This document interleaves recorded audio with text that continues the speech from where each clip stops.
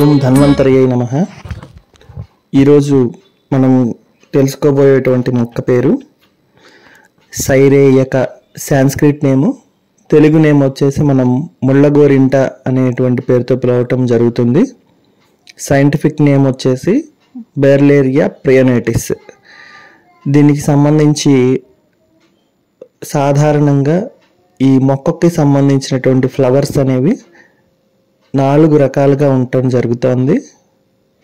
ఒకటి పసుపు, ఇప్పుడు ఇమేజ్లో చూపించినట్టు, 2 blue, 3 white, 4 light red in colour. ఈ విధంగా మనకి ఈ మొక్కకి సంబంధించినటువంటి 4 రకాలైనటువంటి ఫ్లవరింగ్ కలర్ని బట్టి విభజన జరగడం జరిగింది. ఓవరాల్గా దేన్నైనా కూడా మనం ఈ చెప్పబోయేటువంటి ఆమయక ప్రయోగాల్లో వాడుకోవచ్చు. ఆమయక ప్రయోగం అంటే ఏంటంటే, మన అనుభవం కొద్దీ ఇంట్లో మనం చిట్కా వైద్యాన్ని చేసుకుంటా ఉంటాం కదా తెలుగులో, దాన్నే ఆమయక ప్రయోగం అని చెప్పి అనటం జరుగుతుంది. సో దీనికి సంబంధించి ఏంటంటే, ప్రత్యేకించి మనం వాడేటువంటి పార్ట్స్, దీని యొక్క ఆకులు, అదేవిధంగా ఈ మొక్క యొక్క వేరు అనేటువంటి వాటిని మనం వాడటం జరుగుతుంది. అయితే వీటిలో ఉన్నటువంటి మెడిసినల్ వాల్యూస్ చూసినట్లయితే, ఈ ఆకుల యొక్క కషాయము, ఆకుల యొక్క పేస్ట్ అంటే కల్కము మనం ప్రత్యేకించి వాడటం జరుగుతూ ఉంటుంది. కషాయం వచ్చేసి మోతాదు టీ డికాక్షన్ లాగా మరిగించుకుని ఒక 20 to 50 ml మోతాదు కషాయాన్ని తాగాల్సి ఉంటుంది. కల్కానికి వచ్చేసి 5 నుంచి 10 ఆకుల యొక్క పేస్ట్ని మనం అప్లై చేయటానికి వాడాల్సి ఉంటుంది. ఇక దీన్ని మనం ఏ విధంగా వాడుకోవచ్చు, ఏ రోగాల్లో ఎలా వాడుకోవచ్చు అనేటువంటిది చూసినట్లయితే, ఈ ఆకులకి సంబంధించినటువంటి పేస్ట్ ఏదైతే ఉందో, దీన్ని మనం హెన్నా అని ఎలా అయితే పెట్టుకుంటూ ఉంటామో అదే విధానంలో దీన్ని తోడు పెట్టినటువంటి పెరుగు నీళ్లతో కానీ లైట్గా పెరుగుతో కానీ మిక్స్ చేసి తలకి కనుక పట్టించినట్లయితే వెంట్రుకల యొక్క కుదుళ్ళకి బలాన్ని చేకూరుస్తుంది. అదేవిధంగా ఈ ఆకులని నువ్వుల నూనెలో కాచి ఆ నూనెని కనుక తలలో ఎక్కడైతే పేను కొరుకుడు అనేటువంటి రోగం వచ్చిందో దాని దగ్గర, ఎల్లోపీషియా అంటాము, దాని దగ్గర అప్లై చేస్తున్నట్లయితే కనుక కొంత ఉపశమనం కలగడంతో పాటు దాని దగ్గర మళ్ళీ తిరిగి వెంట్రుకలు మొలవటం అనేది మనం చూడొచ్చు. అదేవిధంగా ఎలుక కాటు అంటే మనం పాము కాటు ఇట్లా తెలుసుకుంటాం కదా, ఎలుకలు కూడా కొన్నిసార్లు మనుషుల్ని మనం నిద్రపోయేటప్పుడు, ఇంట్లో ఎక్కువగా ఎలుకలు తిరిగేటప్పుడు, లేదంటే మనకి అన్నోన్ ప్లేస్లో పడుకున్నప్పుడు ఓపెన్ యార్డ్లో ఎలుకలు అనేవి ఆహారం ఏం లేనప్పుడు మనుషుల్ని కూడా కరవడం జరుగుతూ ఉంటుంది, పట్టుకుంటూ ఉంటాయి. అటువంటి సందర్భాల్లో మనం సాధారణంగా యాంటీబయాటిక్ ట్రీట్మెంట్స్, తర్వాత టీటీ చేయించుకోవడం, ఇవన్నీ చేస్తూ ఉంటాము. ఈ మొక్క ప్రత్యేకించి ఎలుక కాటులో ఇంటర్నల్గా, ఎక్స్టర్నల్గా 2 రకాలుగా ఉపయోగించవచ్చు.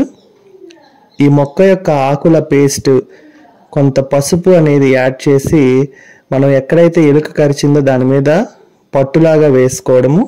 అదేవిధంగా ఇందాక చెప్పినట్టు మొక్కల యొక్క కషాయం అనేటువంటి దాన్ని 20 to 50 ml మోతాదులో 1 నుంచి 5 రోజుల వరకు ఈ విధంగా తీసుకున్నట్లయితే దాని నుంచి పూర్తి ఉపశమనం అనేది కలుగుతుంది. ఎలుకలకి సంబంధించినటువంటి విషయాన్ని విరుగుడు చేసేటువంటి నేచర్ కూడా దీనిలో ఉంది. అదేవిధంగా మనకి సర్పి రోగము అంటాము, హెర్పిస్ అని చెప్పి దీన్ని పిలుస్తూ ఉంటారు. దానిలో ముఖ్యంగా మంట, దురద ఒక నరానికి సంబంధించి ఆధారంగా చేసుకుని ఈ రోగం అనేది వస్తూ ఉంటుంది.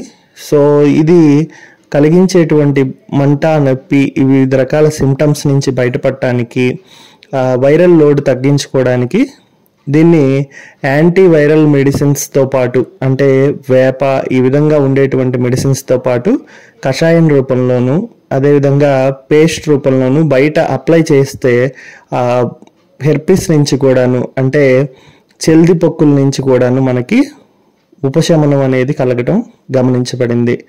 తరువాత నిద్రలో చాలా మందికి ఏంటంటే స్వప్న స్ఖలనము అంటారు.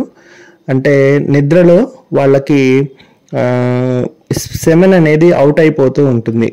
ఆ విధంగా సమస్యతో బాధపడేటువంటి వాళ్ళు, అదేవిధంగా యూరిన్ ద్వారా కూడాను వీర్యం అనేది కొంత పోతూ ఉంటుంది. ఆ విధంగా పోయేటువంటి విధానాన్ని స్పెర్మటోరియా అని చెప్పి అంటారు. ఆ సమస్యతో బాధపడే వాళ్ళు ప్రత్యేకించి తెల్లని రంగు కలిగినటువంటి సైరేయిక ఆకులని తీసుకుని జీలకర్రతో పాటు ఉండలాగా చేసుకుని చిన్న గోళీకాయంత ఉండ రోజు తింటూ ఉన్నట్లయితే కొద్ది రోజుల్లోనే వాళ్ళకి ఈ స్పెర్మటోరియా అంటే వీర్యం అనేది దానంతా దాడి సాధారణంగా సంభోగ సమయంలో మాత్రమే అవుట్ అయ్యేటువంటి వీర్యము దానంతా అది వెళ్ళిపోయేటువంటి సందర్భాలని కంట్రోల్ చేసేదానికి అవకాశం కలుగుతుంది. అదేవిధంగా స్త్రీలకి సంబంధించి వచ్చేటువంటి ఋతు సంబంధితమైనటువంటి వ్యత్యాసాలను కూడాను ఈ యొక్క సైరేయకం యొక్క ఆకులని యొక్క కషాయం అనేది ఉపయోగపడుతూ ఉంటుంది. వాత సంబంధితమైనటువంటి రోగాలు దీని యొక్క పేస్ట్ని చిగుళ్ళ దగ్గర ఎక్కడైనా కూడా మనకి నొప్పి, వాపు లేదంటే బ్లీడ్ అవ్వటం ఇట్లాంటి సందర్భాల్లో కూడా దీని యొక్క పేస్ట్ని మనం అతి మధురము ఇలాంటి మెడిసినల్ పౌడర్స్తో పాటు మనం అప్లై చేయడం ద్వారా రిజల్ట్స్ని సాధించడం జరుగుతూ ఉంటుంది. అదేవిధంగా దీని యొక్క ఈ రూట్ ప్రధానంగా పేస్ట్ రూపంలో మనం వాడటం జరుగుతుంటుంది. లేదు అంటే కనుక 5 నుంచి 10 గ్రాముల మోతాదులో మనం పటిక బెల్లంతో కానీ లేదంటే తేనెతో కానీ లేదంటే దీన్ని కూడా మనం కషాయం కాచేటప్పుడు దానిలో వేసి తాగడం కానీ మనం చేయటం జరుగుతూ ఉంటుంది.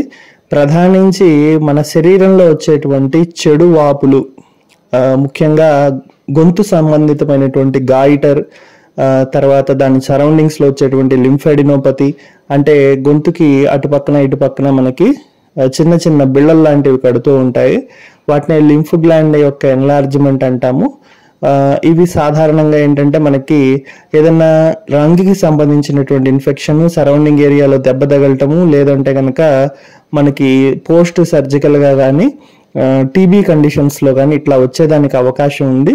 సో అటువంటి సందర్భాల్లో దీని యొక్క పేస్ట్ అదేవిధంగా దీని యొక్క పౌడర్ని లేదంటే కషాయాన్ని ఎక్స్టర్నల్గా ఇంటర్నల్గా ఇవ్వటం ద్వారా ఆ గ్రంథుల యొక్క వైశాల్యం తగ్గడము లేదంటే అవి పూర్తిగా ఇరాడికేట్ అయ్యే విధంగా ఇది చేయగలుగుతూ ఉంటుంది.